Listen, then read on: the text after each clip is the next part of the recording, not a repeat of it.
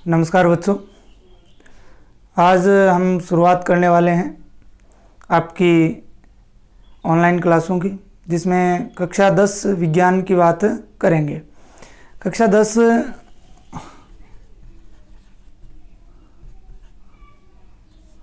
विज्ञान की जो बात है वो हम लोग करेंगे।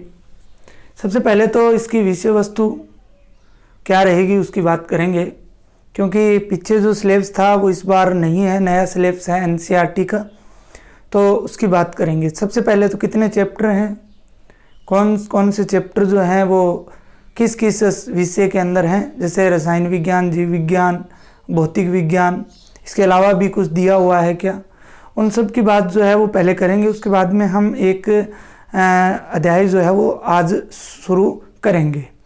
तो सबसे पहले तो इस बार आपके जो चैप्टर हैं वो 16 चैप्टर हैं। कितने चैप्टर हैं? 16 चैप्टर, कुल 16 चैप्टर हैं।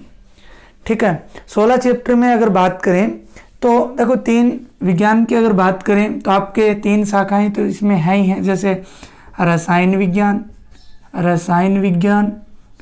ठीक है, ये तो आप पढ़ते आ रहे हो, पता ही आप लोगों को। एक है जीव विज्ञान, ठीक है, और एक है आपके भौतिक विज्ञान, ठीक है, भौतिक विज्ञान। इसके अलावा आपके अन्य। तो बात करते हैं, अन्य की बात भी करेंगे, इनकी बात करते हैं। रसायन विज्ञान की बात करते हैं, केमिस्ट्री की। केमिस्ट्री में अगर बात करें तो आपके अध्याय 1 से लेकर 5 तक के जो चैप्टर हैं वो आपके रसायन विज्ञान के हैं, जिसमें हम रसायनों का अध्ययन पढ़ते हैं, रासायनिक अभिक्रियाएं पढ़ते हैं, अम्ल क्षार, इनकी क्रियाविधियां पढ़ते हैं, वो पढ़ते हैं। ठीक है, तो ये सब रसायन विज्ञान के अंदर 1 से 5 चैप्टर लेकर हैं। ठीक है, अब बात करते हैं जीव विज्ञान की, बायोलॉजी की बात अगर करते हैं, बायोलॉजी जो है इसमें आपके 6 से लेकर 9 चैप्टर हैं, अर्थात 6वां, 7वां, 8वां और 9वां ये आपके जीव विज्ञान में है। किसमें? जीव विज्ञान में। इसके बाद हम भौतिक विज्ञान में बात करें, फिजिक्स के अंदर, तो फिजिक्स के आपके जो चैप्टर हैं वो हैं 10 से लेकर 13 तक, अर्थात 10वां, 11वां, 12वां और 13वां चैप्टर जो है वो आपके किसके अंदर है? भौतिक विज्ञान के अंतर्गत आएंगे। ठीक है, इसके बाद हम बात करते हैं अन्य। अन्य के अंदर देखिए 14 नंबर चैप्टर जो है वो आपके ऊर्जा से संबंधित है, और अगर बात करें 15 नंबर तो वो पर्यावरण से संबंधित है, और 16 नंबर बात करें तो वो आपके प्राकृतिक संसाधनों से संबंधित रहेगा। तो इस प्रकार से आपके कुल जो है 16 चैप्टर इस बार हैं। आज हम इस वीडियो के अंदर शुरुआत करने वाले हैं, वो कौन से हैं उनकी बात करते हैं। तो आज हम शुरुआत करेंगे जीव विज्ञान के चैप्टर की, जो आपका सबसे पहले चैप्टर है जीव विज्ञान का, उसकी बात करेंगे। तो कितने नंबर है? 6 नंबर चैप्टर है, उसकी बात करेंगे, और लगातार 6, 7, 8, 9 चैप्टर जो है उनका अध्ययन जो है हम लोग करेंगे। तो शुरुआत करते हैं 6 नंबर चैप्टर की। सबसे पहले तो उसका क्या नाम है, क्योंकि पूरा चैप्टर जो होता है अपने नाम पे आधारित होता है, उस नाम के अंदर पूरे चैप्टर का विवरण जो है वो हमें मिलता है, क्योंकि एक कॉमन नाम चुना जाता है पूरे अध्याय से और उसी को नाम दिया जाता है। तो सबसे पहले तो चैप्टर का नाम जो है वो देखिए आप लोग। चैप्टर का नाम है आपके जैव प्रक्रम। क्या नाम है चैप्टर का? जैव प्रक्रम, जैव प्रक्रम, और यह आपके लेसन नंबर है 6। ठीक है, तो सबसे पहले तो जैव प्रक्रम का क्या अर्थ होता है, ये नाम क्यों दिया गया चैप्टर का, और इस चैप्टर में क्या क्या हम पढ़ने वाले हैं। आज कुछ टॉपिकों की बात इस वीडियो के अंदर शुरुआत करेंगे हम लोग। सबसे पहले जैव प्रक्रम को, सबसे पहले जैव प्रक्रम को हम लोग समझेंगे कि जैव का अर्थ होता है जीव। जैव का क्या मतलब होता है? जीव। प्रक्रम का मतलब होता है प्रक्रिया। ठीक है, जीव में होने वाली प्रक्रिया को ही क्या बोला जाता है? जैव प्रक्रम जो है वो बोला जाता है। जीव में होने वाली प्रक्रिया को ही क्या बोला जाता है? जैव प्रक्रम कहा जाता है। तो जीव में कौन सी प्रक्रियाएं होती हैं उनकी हम लोग बात करेंगे। जीवों के अंदर जैविक क्रियाएं होती हैं, उन्हीं के आधार पर वो जीवित रहते हैं। अगर वो क्रियाएं नहीं होंगी तो जीवित नहीं रह पाएंगे, क्योंकि आप लोगों ने पढ़ा होगा कि जीव 2 प्रकार के होते हैं, एक सजीव और एक निर्जीव। सजीव जो होते हैं वे होते हैं जो जैविक क्रियाएं करते हैं, जैसे उत्सर्जन, पाचन, श्वसन, गति, उत्तेजनशीलता जिनमें अंदर पाई जाती हैं वो तो सजीव होते हैं। जिनमें ये नहीं पाई जाते वो निर्जीव होते हैं। तो जीव जो है, जैव प्रक्रम, सभी जीव जो हैं वो जीवित रहने के लिए अपने शरीर के अंदर कुछ क्रियाएं करते हैं, कुछ क्रियाओं का अनुरक्षण करते हैं। वो क्रियाएं जो होती हैं उनको संयुक्त रूप से क्या बोला जाता है, जैव प्रक्रम कहा जाता है। जैव प्रक्रम की परिभाषा समझ में आ गई। जीवों के अंदर होने वाली वो सभी संयुक्त प्रक्रियाएं जिनका वो अनुरक्षण करते हैं, जिनकी वजह से वो जीवित रहते हैं, उन्हीं को क्या बोला जाता है, जैव प्रक्रम कहा जाता है। अब जैव प्रक्रम की बात करते हैं तो कौन कौन से, जैसे उदाहरणों की बात कर लेते हैं। तो जैसे सबसे पहले तो हम लोग पोषण पढ़ेंगे। पोषण है, श्वसन है, ठीक है, वहन है, उत्सर्जन है, ये सब क्या है, जैव प्रक्रम के अंतर्गत ही आते हैं। और इस चैप्टर के अंदर हम इन्हीं की मुख्य बात करने वाले हैं। सबसे पहले पोषण की बात करेंगे, उसके बाद में श्वसन की, उसके बाद में किसकी, वहन की, और उसके बाद में उत्सर्जन की बात जो है वो करेंगे। सबसे पहले जो बात आती है वो आती है पोषण की। किसकी आती है, पोषण की। देखिए पोषण जो है, पोषण का मतलब होता है भोजन करने की विधि। भोजन करने की विधि को क्या बोला जाता है, पोषण कहा जाता है। जो हम भोजन करते हैं उसी को क्या बोला जाता है, पोषण बोला जाता है। अर्थात पूर्ण परिभाषा भोजन करने की विधि और पचे हुए भोजन का अवशोषण करना भी क्या कहलाता है, पोषण कहलाता है। तो ये पोषण हो गया। पोषण की परिभाषा आप लोगों को समझ में आ गई। आप लोग वैसे भी पढ़ते आ रहे हो पोषण को, ठीक है। ये टॉपिक भी आप लोगों ने कक्षा 8 के अंदर पढ़े हैं, ठीक है। पोषण जो है वो मुख्य रूप से 2 प्रकार का होता है। एक तो स्वपोषी पोषण और एक होता है परपोषी पोषण। एक स्वपोषी पोषण और एक होता है परपोषी पोषण। स्वपोषी पोषण और एक होता है परपोषी पोषण। 2 प्रकार के होते हैं। या फिर स्वपोषी जीव के आधार पर अगर बात करें तो स्वपोषी जीव और परपोषी जीव। अभी इनकी परिभाषा समझते हैं, बाद में समझ में आएगा कि परपोषी जीव कौन से होते हैं और स्वपोषी जीव कौन से होते हैं। सबसे पहले जो बात करेंगे वो किसकी करेंगे, स्वपोषी की बात जो है वो करेंगे। स्व का मतलब होता है अपना, पोषी का मतलब पोषण। स्व का मतलब होता है अपना, पोषी का मतलब भोजन या पोषण। ऐसे जीव जो अपना भोजन स्वयं बनाते हैं, जिनको अन्य किसी की आवश्यकता नहीं पड़ती है, अन्य किसी जीव की सहायता वो नहीं लेते हैं, वो अपना भोजन क्या करते हैं, स्वयं बनाते हैं। ऐसे पोषण को तो जो जीव अपना भोजन स्वयं बना लेते हैं उन्हें स्वपोषी जीव, और ऐसे पोषण को क्या बोला जाता है, स्वपोषी पोषण कहा जाता है। अब आप लोगों को इसका उदाहरण दिमाग में आ रहा होगा कि अपना भोजन स्वयं कौन बनाते हैं। तो अपना भोजन स्वयं जो है वो पेड़ पौधे बनाते हैं। कौन बनाते हैं, पेड़ पौधे। जितने भी हरे पेड़ पौधे हैं वो अपना भोजन क्या है, स्वयं बनाते हैं। वो अभी पढ़ेंगे हम लोग किस प्रकार से अपना जो भोजन है वो स्वयं बनाते हैं। ऐसी कौन सी क्रिया होती है जिसके द्वारा उनमें भोजन जो है वो अपने आप बन जाता है, उनमें कौन कौन सी कच्ची सामग्री की आवश्यकता पड़ती है, कौन कौन सी घटनाएं होती हैं उस क्रिया के अंदर, उनकी भी बात करेंगे। इसी प्रकार बात करते हैं स्वपोषी पोषण के अंदर कुछ जीवाणु भी होते हैं, बैक्टीरिया भी होते हैं, वो भी क्या है, अपना भोजन स्वयं बना लेते हैं। तो कुछ बैक्टीरिया भी आप लोग उदाहरण के अंदर लिख सकते हो।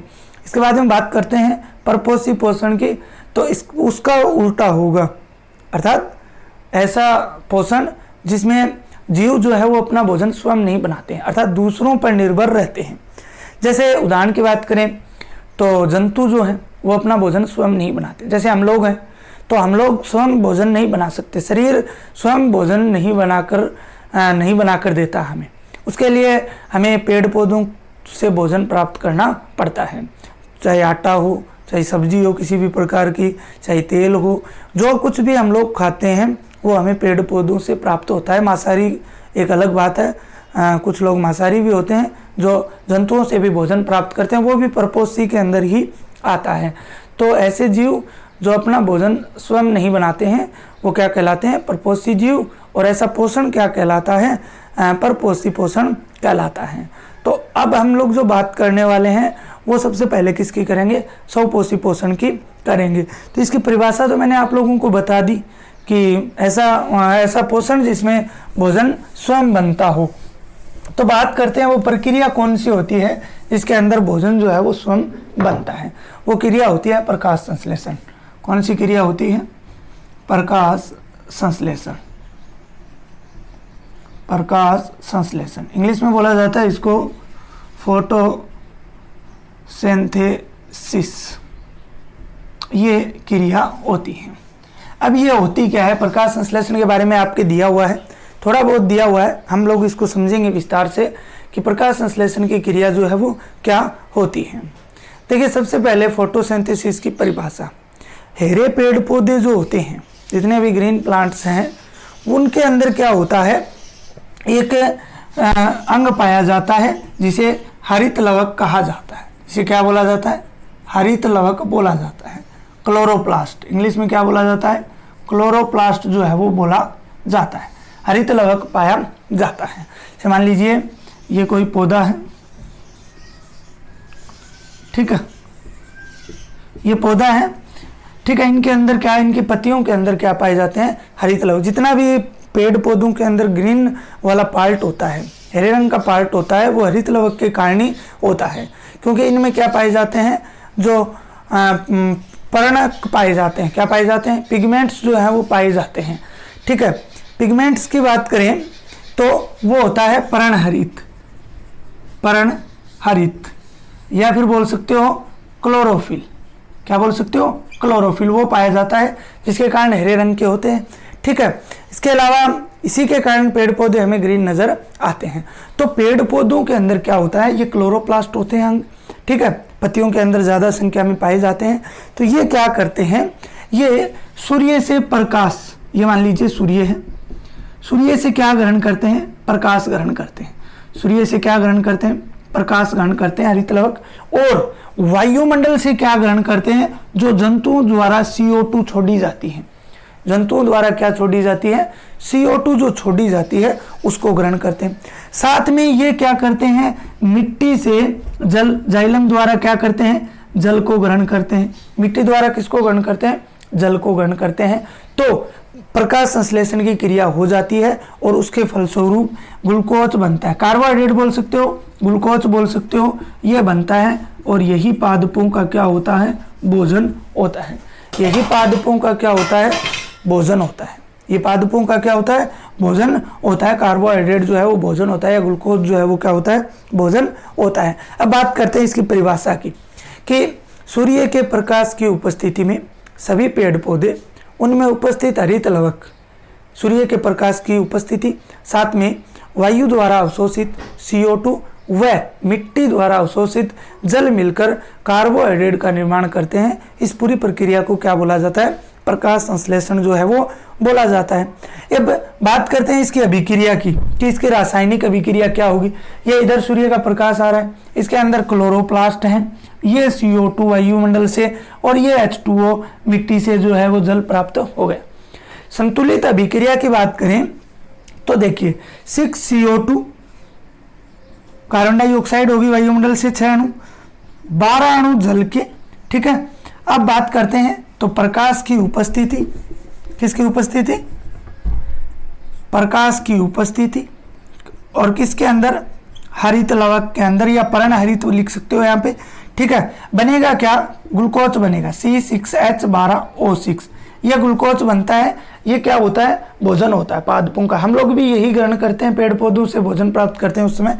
ठीक है, साथ में 6O2 + 6H2O बनते हैं, अर्थात ग्लूकोज बन गया। ये तो ग्लूकोज हो गया, ये क्या है, ऑक्सीजन हो गई, और ये क्या हो गया, जल जो है वो हो गया।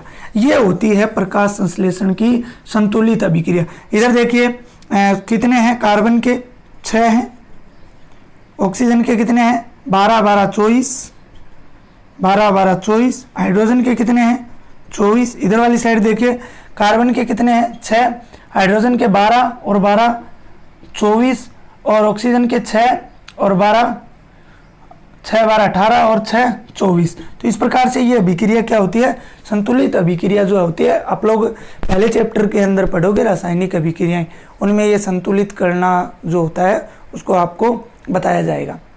तो ये था प्रकाश संश्लेषण। प्रकाश संश्लेषण में बात करते हैं कि किन कच्ची सामग्रियों की आवश्यकता पड़ती है। तो देखिए, एक तो पड़ती है सूर्य के प्रकाश की आवश्यकता। किसकी आवश्यकता पड़ती है, सूर्य के प्रकाश की आवश्यकता पड़ती है। दूसरा कार्बन डाइऑक्साइड की आवश्यकता पड़ती है। तीसरा, जल की आवश्यकता पड़ती है। चौथा, क्लोरोप्लास्ट या पर्णहरित जो वर्णक होता है, पिगमेंट्स होता है, उसकी आवश्यकता पड़ती है। अब बात कर लेते हैं कि घटनाएं कौन कौन सी होती है प्रकाश संश्लेषण में। तो मैं अभी बता चुका हूँ घटनाएं। देखिए, घटनाएं एक तो क्या होगी, सबसे पहले अगर बात करें तो क्या होगी घटना ये होगी जो प्रकाशीय ऊर्जा है वो रासायनिक ऊर्जा में बदलेगी। प्रकाशीय ऊर्जा किस में चेंज होगी? रासायनिक ऊर्जा में चेंज होगी। ठीक है। दूसरी बात यहाँ पे क्या होगा, ये जल जो है इसका ऑक्सीकरण होता है। ठीक है। तो हाइड्रोजन और ऑक्सीजन का निर्माण होता है। ठीक है। हाइड्रोजन और ऑक्सीजन में टूट जाता है। ये ऑक्सीजन जो बनती है इस जल के कारण बनती है, न कि CO2 के कारण। किसके कारण बनती है? जल के कारण बनती है। ये जो CO2 है इसका अपचयन हो जाएगा किसके अंदर? इस ग्लूकोज के अंदर। इसका क्या होगा? अपचयन होगा किसके अंदर? इस ग्लूकोज के अंदर हो जाएगा, जिससे भोजन जो है वो निर्मित होता है। तो प्यारे बच्चों, आज के लिए इतना ही। इसमें हमने आपके 6 नंबर चैप्टर जो है उसकी शुरुआत की है। अब आगे के जैसे जैसे टॉपिक हैं उनको हम पढ़ते जाएंगे। इसके आपको साथ में नोट्स जो ऐप के अंदर है उसमें अवेलेबल हो जाएंगे। तो आज के लिए इतना ही। धन्यवाद।